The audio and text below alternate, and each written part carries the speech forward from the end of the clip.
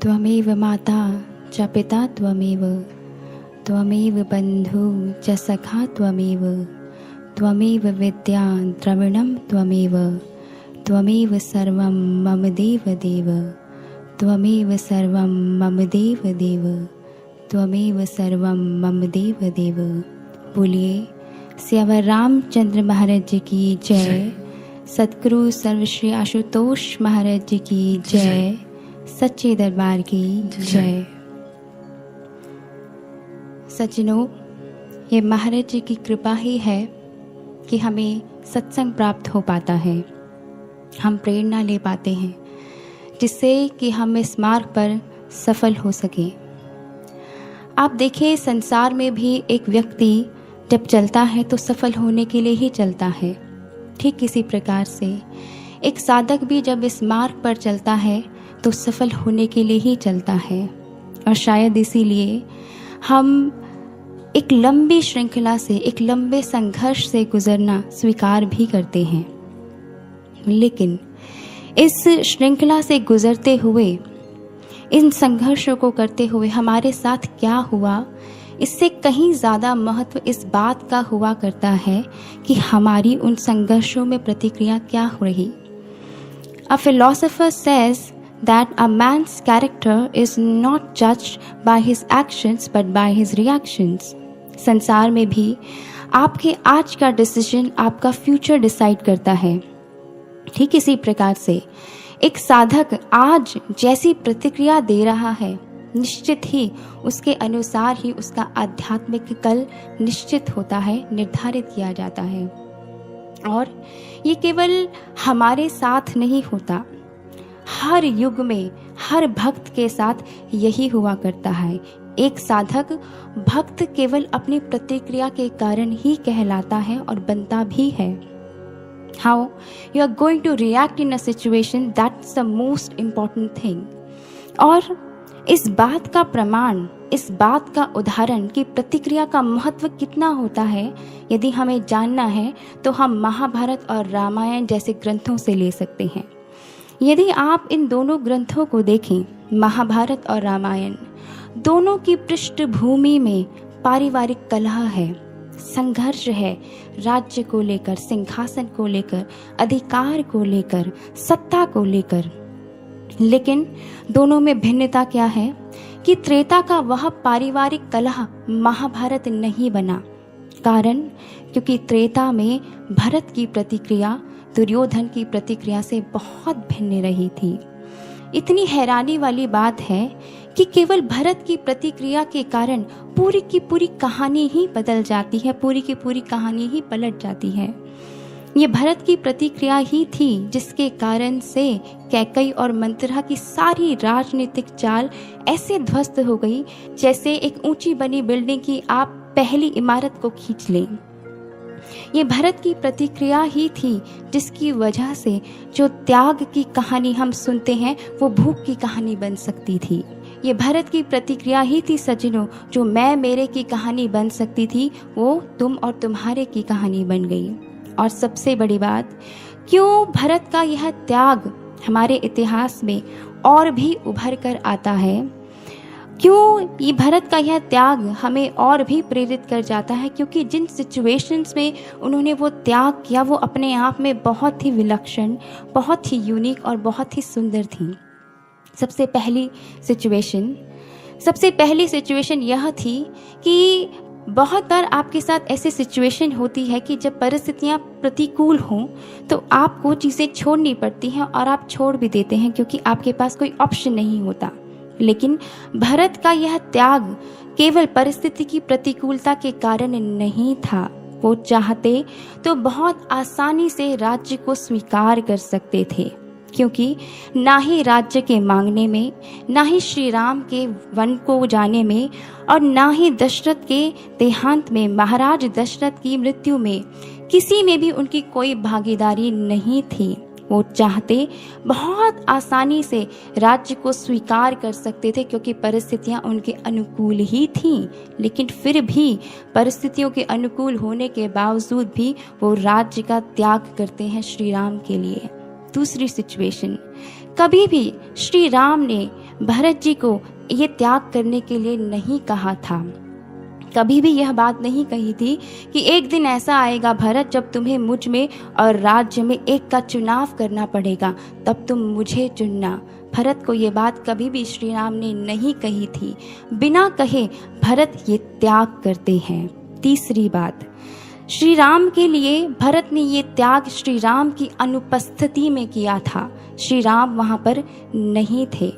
समाज में देखा देखी, समाज में शर्मो शर्मी में, to fit in this society हम बहुत बार त्याग कर देते हैं, लेकिन भरत का ये त्याग इसीलिए श्री राम के लिए उपहार बन गया। क्यों? क्योंकि श्री राम की अनुपस्थिति में भरत ने वो त्याग किया था। सज्जनों, एक गुरु के लिए इससे बड़ा उपहार कोई नहीं हो सकता जब शिष्य बिना कहे किसी भी परिस्थिति में, चाहे परिस्थितियां प्रतिकूल हो या अनुकूल हो, गुरु के लिए वह कर जाए जो गुरु ने कहा हो, शिद्दत से वो बनना चाहे जो गुरु ने बनाना चाहा हो, अपने आप को वैसा ढाल ले जैसे गुरु ने ढालना चाहा हो। इससे बड़ा उपहार एक शिष्य गुरु को दे नहीं सकता। यदि देखें तो आज हम भी ऐसी ही एक भेंट को, एक उपहार की तैयारी कर रहे हैं, जिसकी तैयारी हम पिछले 7 सालों से कर रहे हैं और तब तक चलती रहेगी जब तक महाराज श्री समाधि से वापस नहीं आ जाते। इस उपहार में क्या डाल रहे हैं हम? ये कैसा उपहार है? इस उपहार की पैकेजिंग है हमारा यह तन। और इस उपहार में महाराज श्री को क्या प्राप्त होगा? महाराज श्री को प्राप्त होगा हमारा हर विचार जो हम आज सोच रहे हैं, हमारा हर एक कर्म जिसमें हम संलग्न हैं, हमारे मुख से निकला हुआ हर शब्द जिसको हम बोल रहे हैं। इस उपहार में हमारी सहनशीलता होगी तो हमारा रोष भी महाराज जी को मिलेगा। इस उपहार में हमारा सत्य होगा तो इस उपहार से ही महाराज जी को हमारा दम्भ, हमारा छल और कपट भी मिलेगा। इस उपहार में हर एक कर्म, वचन, हर चीज़ महाराज जी को मिलेगी जो हम आज इस उपहार में डाल रहे हैं। आप बाहर किसी को गिफ्ट देते हैं, उपहार देते हैं तो झट से मार्केट से खरीद के लाते हैं और उसको दे देते हैं, लेकिन गुरु को देने वाली ये भेंट बहुत भिन्न होगी क्योंकि सालों की जमा पूंजी इसमें समाहित है, इसमें समाहित होगी।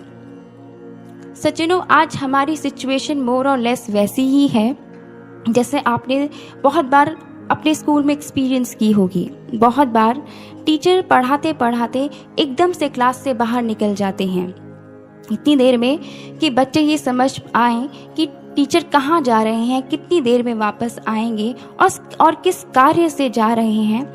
इतनी ही देर में टीचर आंखों से ओझल हो जाते हैं केवल ये कहते हुए कि I will be back in a moment, मैं अभी वापस आया। ठीक ऐसी ही स्थिति हमारे साथ भी हुई। महाराज जी भी हमें बहुत सी शिक्षाएं दे रहे थे, इस मार्ग पे चलने की, इस मार्ग पे कैसे आगे बढ़ना है। ये सारी शिक्षाएं महाराज जी हमें समझा रहे थे, हमें बता रहे थे, लेकिन अचानक से महाराज जी समाधि में चले जाते हैं। हमें भी नहीं पता कि महाराज जी क्यों गए और महाराज जी कब आएंगे। ठीक टीचर की ही तरह महाराज जी भी सुनिश्चित करके गए अनुभवों के माध्यम से, डायरेक्ट वाक्यों के माध्यम से कि मैं वापस आऊँगा, आई विल रिटर्न फ्रॉम समाधि।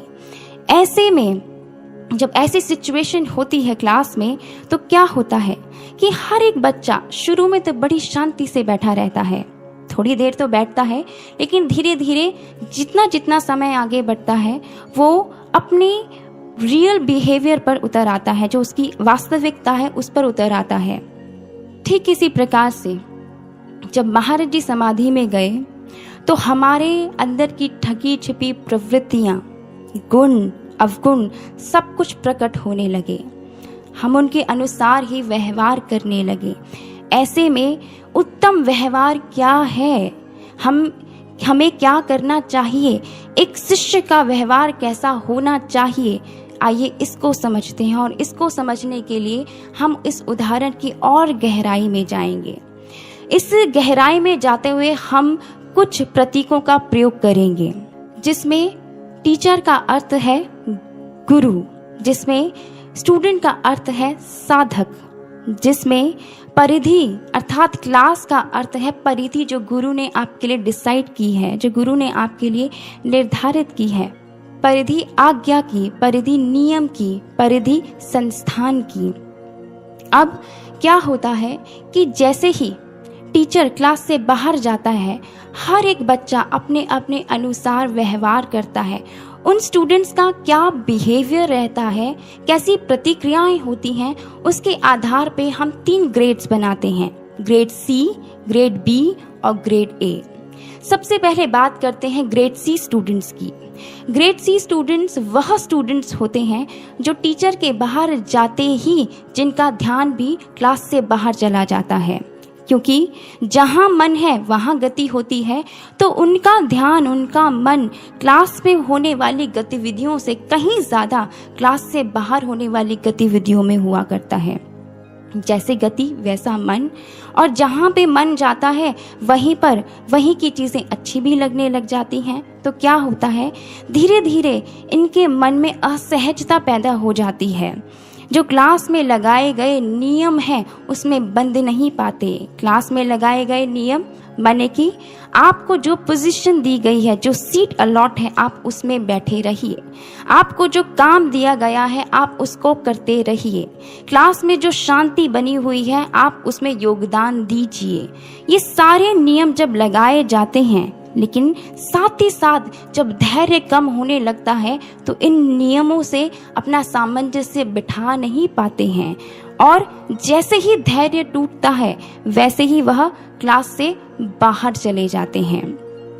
ऐसे स्टूडेंट्स के साथ क्या होता है ये हम सभी जानते हैं, लेकिन ऐसे शिष्यों के साथ क्या होता है, इस बात को गोस्वामी तुलसीदास जी रामचरितमानस में बताते हैं, और वो कहते हैं, मित्र करई सत रिपुकै करनी, ता कह बिबुद नदी बहतरनी, सब जग ताही अनलहू ते ताता, जो रघुबीर विमुख सुनु भ्राता।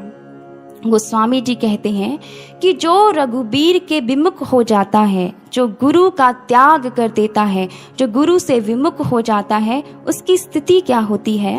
गोस्वामी जी बताते हैं कि मित्र भी सैकड़ों शत्रुओं के समान व्यवहार करते हैं। समस्त जो धरा है वो अनल के मानंद हो जाती है, अग्नि के मानंद हो जाती है। आपकी माता आपके लिए मृत्यु समान हो जाती है, आपके पिता यमराज के समान हो जाते हैं। गंगा जैसी पवित्र नदी भी वैतरणी के समान व्यवहार करने लगती है। सज्जनों, इस मार्ग पर चलते हुए बहुत सारे संघर्ष को एक शिष्य सहता है, बहुत से नियमों में बंधना उसे पड़ता ही है, क्योंकि ये मार्ग बंधने का है, ये मार्ग बदलने का है, ये मार्ग तलवार की धार है, तो चुभन तो होगी ही। लेकिन यहाँ पर सोचने वाली बात ये है कि कहीं इस चुभन को सहते सहते कभी हमारे मन में भी ये विचार तो नहीं आ जाता कि गुरु के मार्ग पर इतने समय से चलते रहे हैं, लेकिन मिला क्या। गुरु के नियमों में इतने समय से बंधे तो हुए हैं, लेकिन हुआ क्या। क्या हमारे मन में भी ऐसे विचार तो नहीं आते कि शायद जो गुरु की परिधि से बाहर हैं वो ज़्यादा सुखी हैं, हम कम सुखी हैं।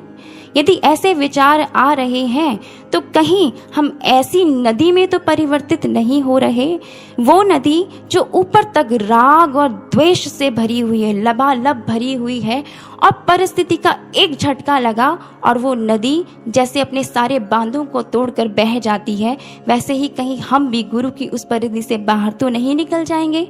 यदि ऐसे कोई भी विचार हम संजोए हुए हैं तो हमें चिंतन करना चाहिए, क्योंकि ये चिंतन का विषय है। दूसरी कैटेगरी, इसी एग्जाम्पल को अगर हम आगे बढ़ाते हैं तो दूसरी कैटेगरी उन स्टूडेंट्स की हुआ करती है जो क्लास के अंदर बैठे हुए होते हैं। वो बैठे तो अंदर हैं, लेकिन उनके व्यवहार समान नहीं हैं, अलग अलग व्यवहार हैं, इसलिए उनके कर्म भी अलग अलग हैं। आइए समझते हैं कि इन स्टूडेंट्स की साइकोलॉजी कैसी और मानसिकता कैसी होती है। कुछ स्टूडेंट्स ऐसे होते हैं इस ग्रेड बी कैटेगरी के, जो टीचर के जाते ही उपद्रव शैतानी करना शुरू कर देते हैं, और केवल खुद ही शैतानी नहीं करते बल्कि औरों को भी उसमें इन्वॉल्व करने की कोशिश करते हैं जिससे शांति भंग हो। ऐसे ही मानसिकता के कुछ शिष्य भी हुआ करते हैं जो गुरु की अनुपस्थिति में ऐसे प्रश्नों को, ऐसे कार्यों को, ऐसी बातों को करते हैं जिससे मतभेद, मनभेद दोनों ही उपजते हैं। उनकी ऊर्जा केवल इसमें जाती है कि किस प्रकार से जो सौहार्द बना हुआ है, जो एकता बनी हुई है, जो संगठन बना हुआ है, वो टूटे। इसी कैटेगरी में, ग्रेड बी स्टूडेंट्स की कैटेगरी में, कुछ स्टूडेंट्स ऐसे भी होते हैं जो टीचर के जाते ही खाने पीने में मस्त हो जाते हैं। उनके टिफ़िन्स निकल जाते हैं, उनके टिफ़िन्स एक्सचेंज होने लग जाते हैं और खाने पीने में मस्त हो जाते हैं। ये उन शिष्यों की तरह हुआ करते हैं जो गुरु की अनुपस्थिति में, जिनका जीवन का ध्येय खाना पीना सोना घूमने तक ही सीमित रहता है। इनकी सोच, इनका कार्यभार, इनका अस्तित्व केवल इन्हीं चीज़ों के इर्द गिर्द घूमता है। तीसरे प्रकार, इसी कैटेगरी में एक और प्रकार के स्टूडेंट्स आते हैं जो गुरु के जाते ही बहुत सारे मनोरंजन में व्यस्त हो जाते हैं, जिनके मोबाइल्स निकल जाते हैं, जिनके गैजेट्स निकल जाते हैं, इंटरनेट ऑन हो जाता है, मैसेजेस एक्सचेंज होने लग जाते हैं। इनका मनोरंजन में इतना मन लग जाता है कि बाकी सभी चीज़ों को सुध-बुध भूल ही जाते हैं। ऐसी ही मानसिकता वाले कुछ शिष्य भी हुआ करते हैं जो बिना किसी उद्देश्य के, जिनका पूरा दिन इंटरनेट पे, पूरा दिन सोशल मीडिया पे, पूरा दिन इन सब चीज़ों में व्यतीत होने लगता है। इसी कैटेगरी बी में कुछ ऐसे स्टूडेंट्स भी होते हैं, जैसे ही टीचर बाहर जाता है वो अपने पुराने झगड़े निकाल कर बैठ जाते हैं। ये तेरी सीट, ये मेरी सीट, ये मेरे बुक, ये तेरी बुक, ऐसे अनेकों प्रकार की जो दबे कुचले द्वेष थे वो टीचर के जाते ही उभर जाते हैं। ऐसी ही मानसिकता, द्वेषपूर्ण मानसिकता वाले कुछ शिष्य भी हुआ करते हैं जो गुरु की अनुपस्थिति में उन सारे झगड़ों को उखाड़ते हैं और खुद तो अशांत हैं ही हैं, बाकी सभी क्लास में रहने वाले स्टूडेंट्स को भी, शिष्यों को भी परेशान करते हैं। इनका देह, इनकी ऊर्जा, इनका जो फोकस है वो इस पे नहीं जाता कि हम कैसे ऊपर उठें, बल्कि इस पे जाता है कि दूसरा व्यक्ति कैसे नीचे गिराया जाए। सज्जनों, इन सभी मानसिकताओं के लोग जो ग्रेड बी कैटेगरी में आते हैं, आज तो ये परिधि के अंदर बैठे हैं, क्लास के अंदर बैठे हैं, अपने अपने व्यवहार, अपनी अपनी प्रवृत्तियों के हिसाब से कार्य कर रहे हैं। लेकिन यदि समय रहते इन प्रवृत्तियों पे बांध नहीं बांधा जाता, इनको कंट्रोल नहीं किया जाता, इन पर मेहनत नहीं की जाती, तो ये निश्चित है कि एक दिन वो गुरु की परिधि से बाहर निकल जाएंगे ही जाएंगे। लेकिन ऐसा भी नहीं है कि गुरु इतनी आसानी से इनको छोड़ देता है। गुरु की बड़ी मेहनत होती है हर एक शिष्य पे। वो बार बार चेताता है इन शिष्यों को, ऐसी परिस्थितियां बनाता है जहां पर उनकी ये कमियां उभर कर आती हैं उनके सामने। यदि वो ध्यान दें तो वो इन चीज़ों पर काम कर सकते हैं। चाहे कितनी भी त्रुटियां हो, गुरु कभी भी आशा नहीं छोड़ता है। हम सब जानते हैं सज्जनों, ऐसा कोई भी शिष्य नहीं है जो ये कह सके कि हमसे कोई त्रुटि नहीं हुई इस मार्ग पर।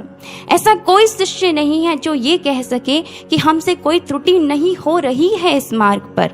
लेकिन गुरु फिर भी मौके देता है, वो फिर भी हमें प्रोटेक्ट करता है, लेकिन इसकी भी एक लिमिट हुआ करती है।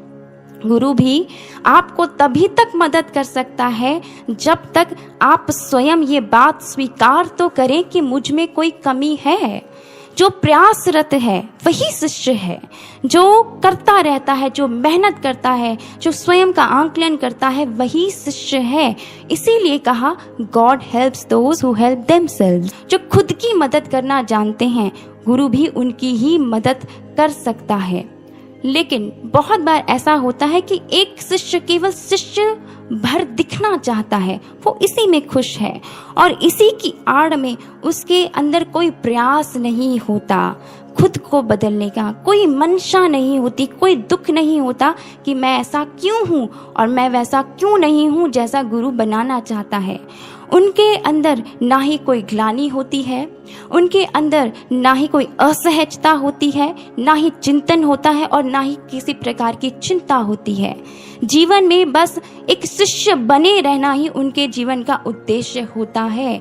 सज्जनों, गुरु भी ऐसे शिष्यों की बहुत लंबे समय तक मदद नहीं कर पाता है। इसीलिए यदि हमारे जीवन में ऐसा कोई विचार है, यदि हम भी बाहर से केवल शांत दिखते हैं लेकिन हमारे मन में विषयों का चिंतन है, क्योंकि कृष्ण भगवान कहते हैं, वो कहते हैं कर्मे इंद्रियाणि संयम्य या आस्ते मनसः स्मरन इंद्रियार्थानि विमूढ़ात्मा मिथ्याचारः स उच्यते, कि जो शिष्य, जो साधक केवल इंद्रियों का दमन कर कर विषयों का चिंतन मन से हमेशा करता रहता है, वो मिथ्याचारी है, मूढ़ है, झूठा है, दम्भी है। यदि ऐसी मानसिकता, ऐसी प्रवृत्ति हमारी है कि हम बाहर से ठीक दिखते हैं, बाहर से शिष्य दिख रहे हैं, लेकिन मन ही मन खूब विषयों का चिंतन है, निर्बाध गति से बहते चले जा रहे हैं, तो हमें सोचना पड़ेगा कि गुरु भी हमारी बहुत समय तक मदद नहीं कर सकते हैं। यदि हमारे अंदर भी ऐसा कोई विचार चलता है, ऐसी कोई बातें हम करते हैं जिससे संगठन बने नहीं बल्कि संगठन बिखरे, तो हमें सोचना चाहिए, क्योंकि ये गंभीरता का विषय है, ये चिंतन का विषय है। आइए चलते हैं तीसरी कैटेगरी के स्टूडेंट्स की तरफ। तीसरी कैटेगरी के स्टूडेंट्स वो होते हैं जो टीचर के जाते ही स्वयं मोर्चा संभाल लेते हैं और तब तक अपने मोर्चे को संभाल कर रखते हैं, तब तक शांति बनाए रखते हैं जब तक टीचर वापस नहीं आ जाता। ऐसे ही कुछ शिष्य भी हुआ करते हैं जो गुरु के कहे बिना ही अपने मोर्चे को संभाल लेते हैं, जो गुरु के बिना किसी आज्ञा के ही अपनी रिस्पॉन्सिबिलिटी समझ के, अपने दायित्व को समझ के सबके विश्वास को, सबके संगठन को बनाकर चलना चाहते हैं और चलते चले जाते हैं।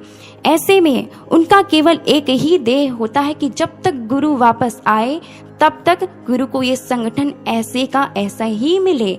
ऐसे बहुत सारे उदाहरण हमें इतिहास में मिलते हैं। द्रौपदी, आनंद, स्वामी ब्रह्मानंद जी, सुमित्रा, उर्मिला, काकभूषुंडी जी, ऐसे बहुत सारे उदाहरण हैं। आइए हम महाभारत से एक बहुत ही सुंदर उदाहरण उठाते हैं। कहते हैं महाभारत का युद्ध जब प्रारंभ नहीं हुआ था तब दोनों ही ओर के लोग अर्थात कौरव और पांडव बहुत सी सेना एकत्रित करने में लगे हुए थे। इसी के चलते जब अर्जुन श्री कृष्ण के पास सहयोग मांगने के लिए जाते हैं, ऐसे में श्री कृष्ण अर्जुन के सामने दो ऑप्शंस, दो विकल्प रखते हैं। एक कृष्ण जो निहत्ते हैं, जो युद्ध नहीं करेंगे, और दूसरे उनकी नारायणी सेना।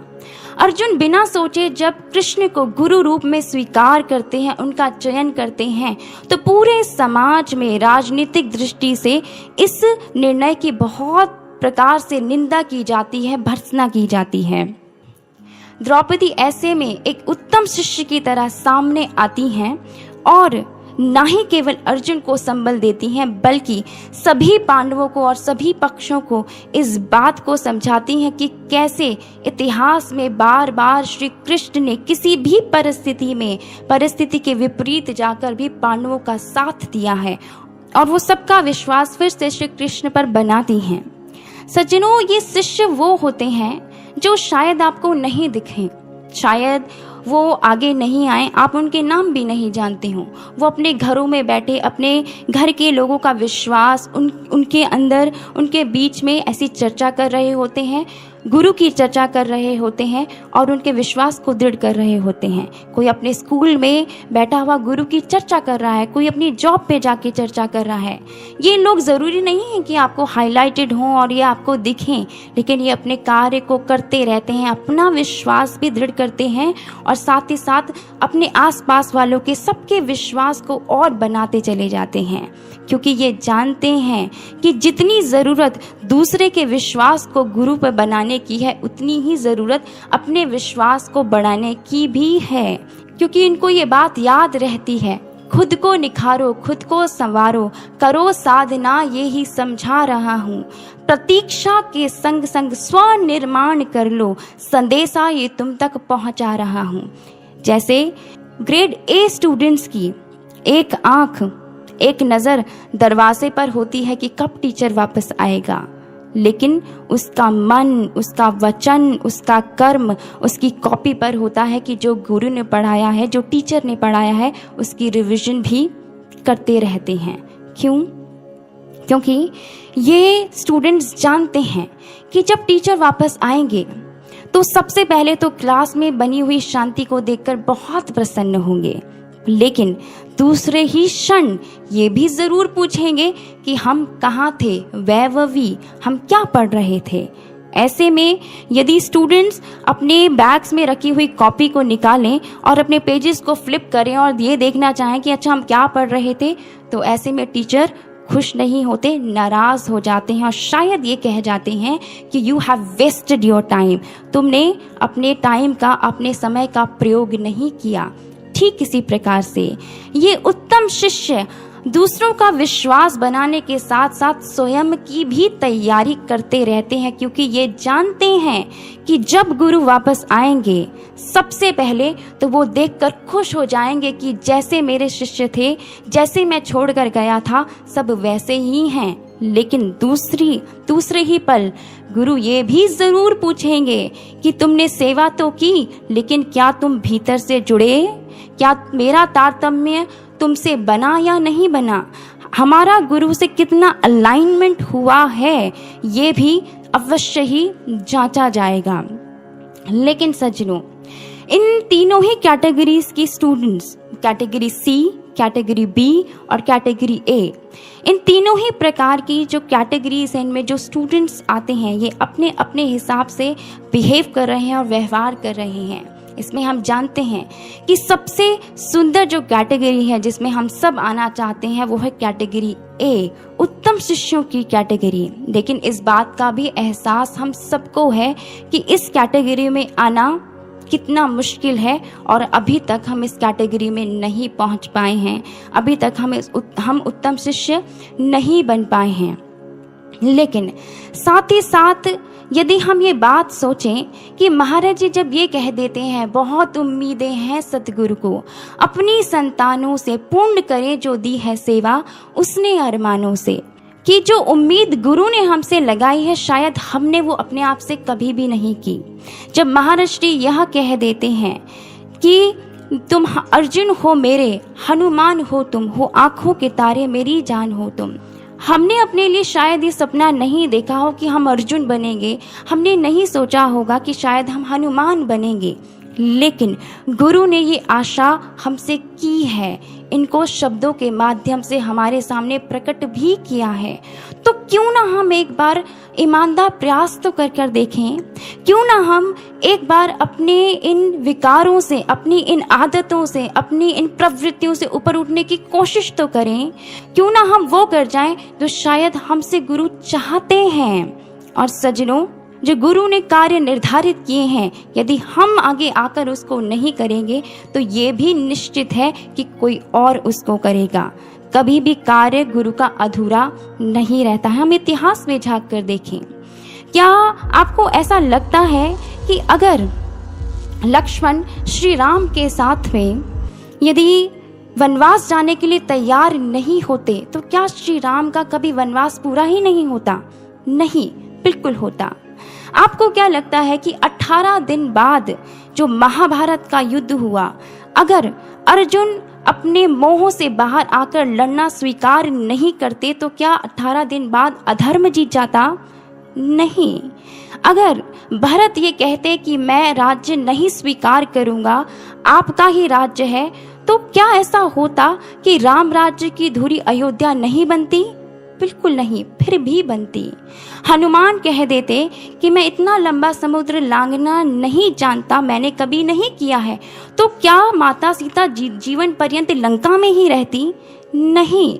विवेकानंद कह देते कि मैं अपने जीवन में केवल खुद पर फोकस करना चाहता हूँ, साधना में रत होना चाहता हूँ, मैं कार्य नहीं करना चाहता, तो क्या हमें लगता है कि विश्व में आज यूथ आइकन भारत से नहीं होता? बिल्कुल होता। क्या अगर तुलसीदास जी अपने मोह से बाहर नहीं आते तो क्या रामचरितमानस लिखी ही नहीं जाती? बिल्कुल लिखी जाती। ये जितने भी कार्यों का विवरण हमने अभी दिया है, ये सारे ही कार्य हूबहू होते, लेकिन बस पात्र बदल जाते। अगर तुलसीदास जी, विवेकानंद, अर्जुन, भरत जी ये सब इन कार्य को करने के लिए मना भी कर देते, आगे नहीं भी आते, तो भी ये कार्य हूबहू होते, बस इन कार्य को करने वाले नाम बदल जाते। ठीक इसी प्रकार से आज भी और हमेशा हर काल में गुरु कभी भी कार्य के लिए शिष्य पे निर्भर नहीं होता है। वो कार्य निर्धारित कर कर आता है और वो बस पात्र ढूंढता है। एक नहीं सामने आएगा तो वो दूसरे पात्र को देगा और वह पात्र उस कार्य को पूर्ण करता है। लेकिन जब हमें सेवा दी जाती है, जब हमें परिस्थितियों से गुजारा जाता है, तो गुरु की जो इंटेंशन होती है, गुरु की जो मंशा होती है, वो काम कराने की नहीं होती, वो आपके विश्वास को दृढ़ करने की होती है। क्योंकि जब हम परिस्थितियों में होते हैं तो हम जान पाते हैं कि हम खड़े कहाँ हैं, हमारा विश्वास कितना है। क्योंकि ये मार्ग काम करने का नहीं है, ये मार्ग विश्वास का है। यदि आपके पास विश्वास है तो आप बड़ी से बड़ी परिस्थितियों से भी निकल जाएंगे। यदि केवल बाहर की तैयारी है, भीतर का विश्वास नहीं है, तो आप जीत नहीं पाएंगे, आपकी सारी तैयारियां विफल हो जाएंगी। इसका उदाहरण हम अर्जुन के जीवन से ले सकते हैं। कहते हैं कि जब महाभारत का युद्ध प्रारंभ हुआ तो 11वें अध्याय से पहले पहले श्री कृष्ण अर्जुन को 12 नामों से पुकार चुके थे। अनघ, कुरुप्रवीर, कौंतेय, पार्थ, ऐसे 12 नाम श्री कृष्ण भगवान अर्जुन को दे चुके थे, जिसमें से हर एक नाम एक गुण का, एक शौर्य का प्रतीक है। इससे पता चलता है कि अर्जुन की तैयारी कितनी थी, वो कितने बल के साथ महाभारत युद्ध में उतरे थे। और इसी का प्रमाण हमें पहले अध्याय में भी मिलता है, जिसमें अर्जुन कहते हैं, सेन्योरु भयोर मध्य रथं स्थापय में अचयुत। हे कृष्ण, मेरे इस रथ को आप इन दोनों सेनाओं के मध्य में ले जाकर खड़ा कर दीजिए। किस लिए? मैं देख सकूं कि मुझे किन किन लोगों से युद्ध करना है। लेकिन केवल 8 से 9 श्लोक बाद उनको मोह हो जाता है और वो युद्ध करने के लिए अस्वीकार कर देते हैं, मना कर देते हैं। श्री कृष्ण भगवान उनको 11वें अध्याय में ज्ञान देते हैं और युद्ध चलता है। 13वें दिन, जिस दिन उनको यह सूचना मिलती है कि उनके पुत्र अभिमन्यु की मृत्यु हो गई, उनके जीवन में ये जो समाचार था ये बवंडर के रूप में आया। उनका सारा ज्ञान, उनकी सारी समझ, सब कुछ शिथिल पड़ गई और वह उसी दिन ये प्रतिज्ञा कर लेते हैं कि यदि कल शाम तक मैं जयद्रथ को नहीं मारूंगा तो मैं अग्निशमन कर लूंगा, मैं अपना आत्मदाह कर लूंगा। कहने का मतलब क्या है? अभी तो वो श्री कृष्ण को कह रहे हैं कि करिष्ये वचनम तव, मैं वही करूंगा जो आप कहेंगे। लेकिन अभी वे खुद ही प्रतिज्ञा ले लेते हैं अपने जीवन के बारे में कि मैं आत्मदाह कर लूंगा अगर जयद्रथ को नहीं मार पाया। ये होता है जब आपका गुरु पर विश्वास पूर्ण नहीं हो पाता है, जब आपकी भीतर की तैयारी नहीं होती है। इसलिए सज्जनों, ये कहने का मार्ग नहीं है और ये मार्ग सुनने का भी नहीं है। इसका भी हम एक उदाहरण इतिहास से ही उठाते हैं। रामचरितमानस में इस बात की पुष्टि आती है कि सती भगवान शिव से विवाह करती हैं। जिन महादेव का दर्शन पाने के लिए ऋषि मुनि करोड़ों करोड़ों साल तपस्या करते हैं, उनको माँ सती पति रूप में प्राप्त करती हैं। जिनका चलना, बैठना, बातें करना, हर चीज वो भगवान शिव के साथ कर रही हैं।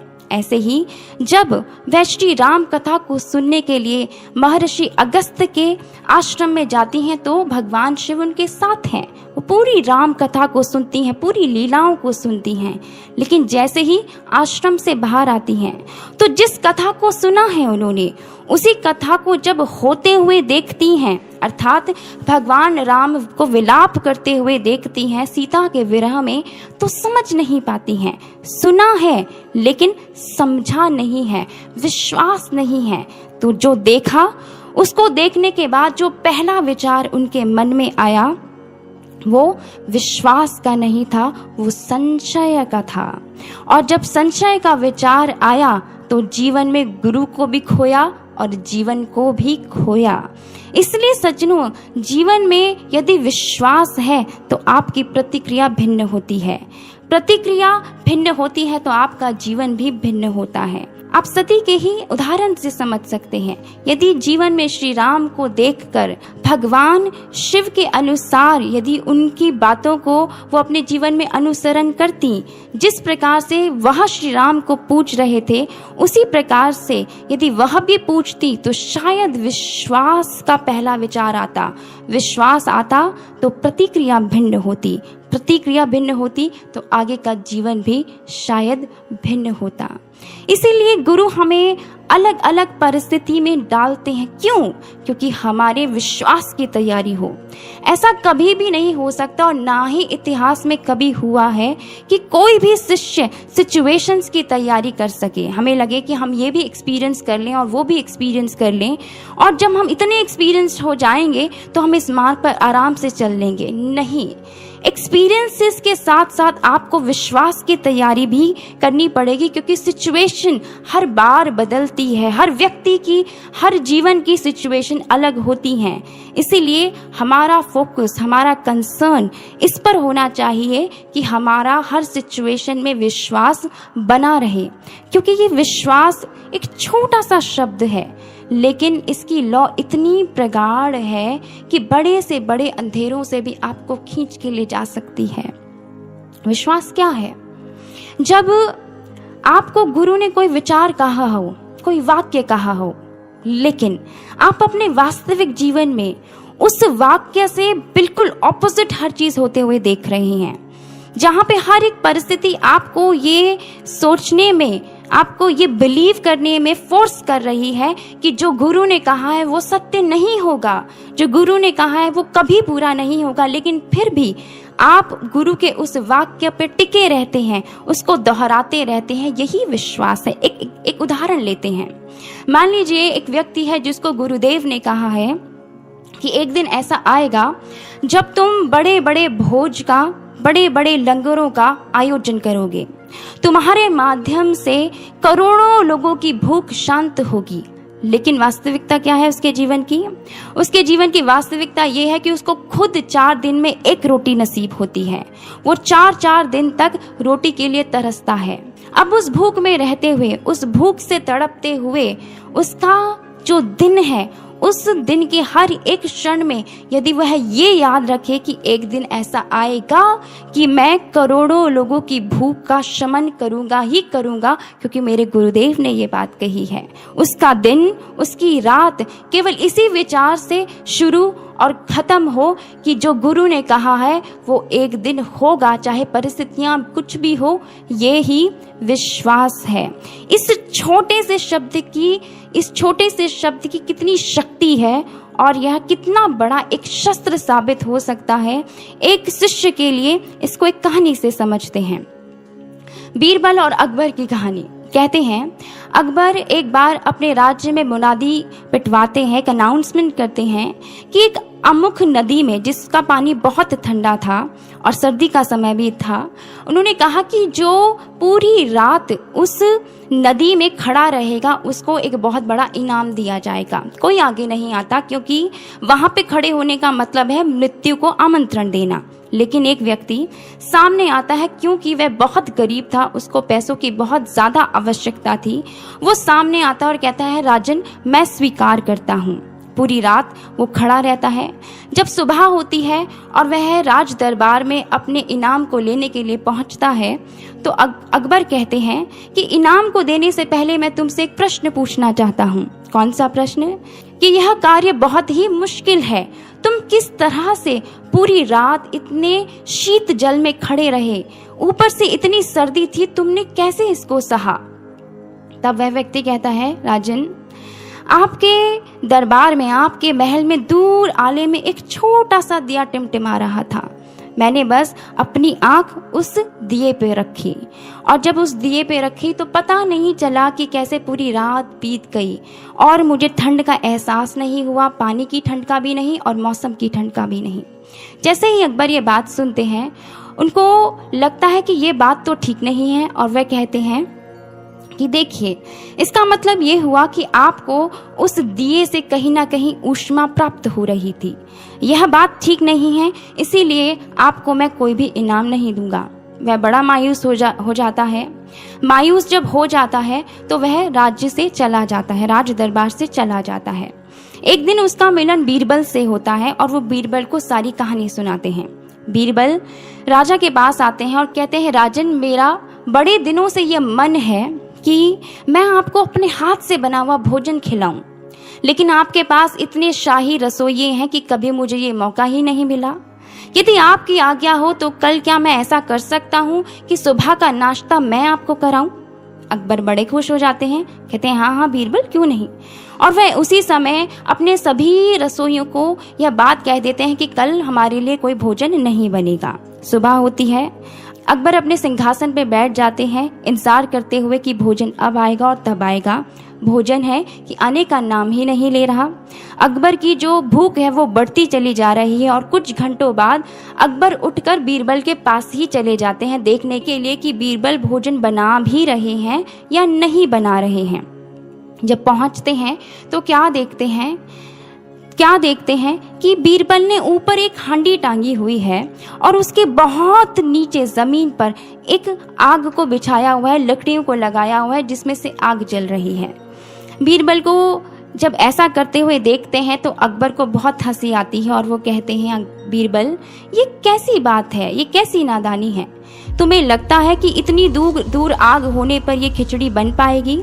तो बीरबल एक बात कहते हैं, वो कहते हैं, राजन, जब दूर रखे आले के एक दिए से एक व्यक्ति लौ लेकर, ऊष्मा लेकर ठंडे पानी में रात भर खड़ा हो सकता है, यदि उससे उसको ऊष्मा मिल सकती है तो मेरी खिचड़ी तो फिर भी बहुत आग के पास है। मुझे पक्का यकीन है कि ये बन ही जाएगी।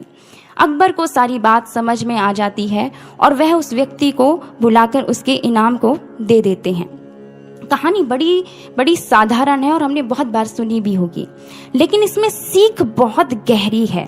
सीख क्या है कि जिस प्रकार से वो टिमटिमाता हुआ छोटा सा दिया है, उस व्यक्ति ने अपनी नजर उस छोटे से दिए पर रखी, उसकी लौ पर रखी, तो उसने सुबह भी देखी, उसने इनाम भी प्राप्त किया। ठीक इसी प्रकार से सज्जनों, यदि हम अपनी दृष्टि गुरु के उस एक कहे हुए वाक्य पर रखते हैं तो हमारे इस रात की सुबह भी होगी, हमें पारितोषिक भी मिलेगा, हमें गुरु की प्रसन्नता भी मिलेगी, हमें गुरु का प्रेम भी अवश्य ही मिलेगा। इसीलिए अंत में बस हम यही कहना चाहते हैं कि विश्वास किया जाता है, विश्वास पाला जाता है, विश्वास को पोषित किया जाता है। आप जितना गुरु के स्वरूप को देखते हैं, आप जितना गुरु की कही हुई बातों को खुद से कहते हैं, दूसरों से नहीं, खुद से कहते हैं, सुबह शाम जितना गुरु की कही हुई बातों को दोहराते हैं, उतना ही संबल आपको मिलता है और उतना ही विश्वास आपका इस मार्ग पर और गुरु पर बनता है। इसीलिए अंत में बस यही प्रार्थना महाराज जी से करना चाहेंगे कि महाराज जी, जिस विश्वास का आधार लेकर बड़े बड़े ऋषि मुनि, बड़े बड़े भक्त आपके इस मार्ग को पूर्ण कर गए, हमारा भी विश्वास ऐसा ही हो। हम भी अपने जीवन में हर एक वो कार्य कर सकें जिससे हमारा विश्वास आपके चरणों में हर दिन के साथ बढ़ता चला जाए। ऐसी ही प्रार्थना करते हुए मैं अपने विचारों को यहीं पर विराम देना चाहूँगी। बोलिए स्यावर रामचंद्र महाराज जी की जय, सच्चे दरबार की जय।